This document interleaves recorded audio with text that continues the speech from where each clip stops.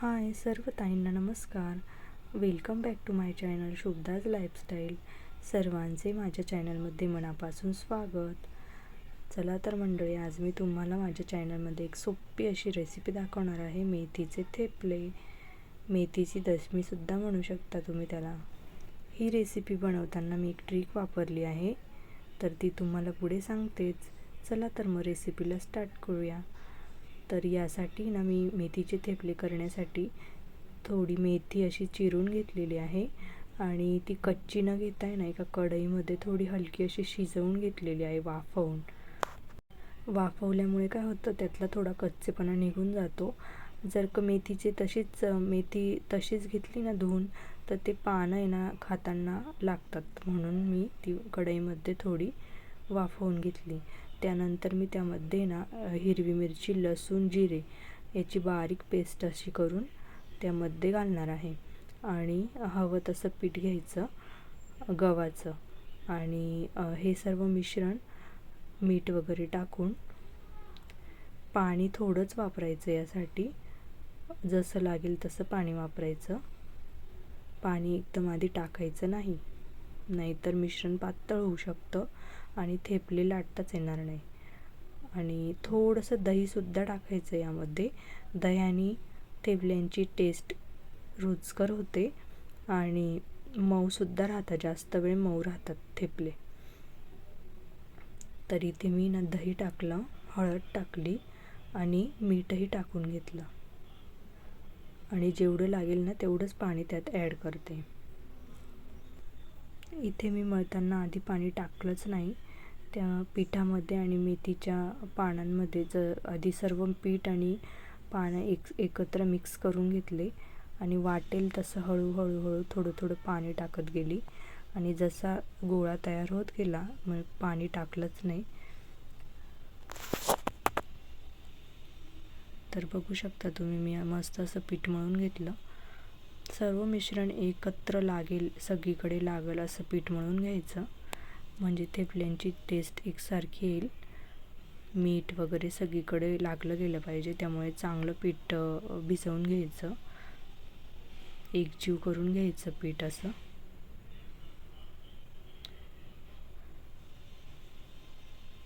जेवढं तुम्ही पीठ छान असं मिक्स करणार आणि छान एकत्र असं एकजीव करणार ना, तेवढं थेपले छान होणार, टेस्टी होणार. कारण की ते खरी टेस्ट तर ती आपलं जे पेस्ट वगैरे टाकली ना, हिरवी मिरची वगैरे, ती सर्व मिक्स झाली पाहिजे एकत्र छान अशी. मग मी तेल टाकलं आहे, थोडं तेल टाकून एक मस्त असा गोळा तयार करून झाकून 10 ते 15 मिनटासाठी ठेवून दिला.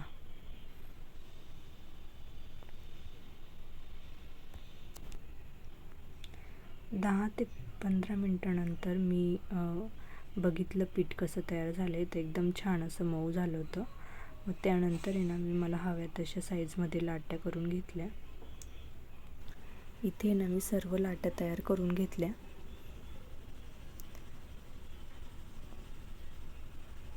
आणि मग नंतर थेपले लाटण्यासाठी घेतले. थेपले आपल्याला आहे ना घडी न करता आपण चपाती जशी लाटतो तशी नाही लाटायची, सरळ लाटून घ्यायची तशीच. आपण दही टाकले आहे त्यामुळे ते मऊच राहतात. जरी घडीची चपाती करतो तसं नाही केलं तरी चालेल. तर सर्व थेपले लाटून घेतले मी आणि खमंग अशी भाजून घेतली गोल्डन ब्राऊन रंगावरती.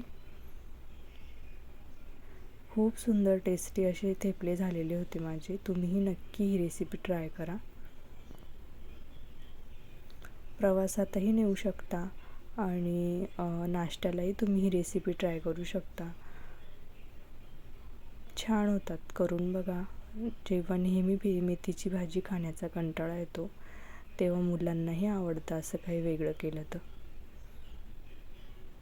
लहान मुलांना तर दशमी, थेपली हे आवडतातच, त्यामुळे डब्यासाठी छान आहे. तर इथे ना सर्व थेपले मी लाटून आणि भाजून घेतले. ही थेपली तुम्ही दह्यासोबत किंवा चटणीसोबत सर्व करू शकता. अतिशय सुंदर लागतात.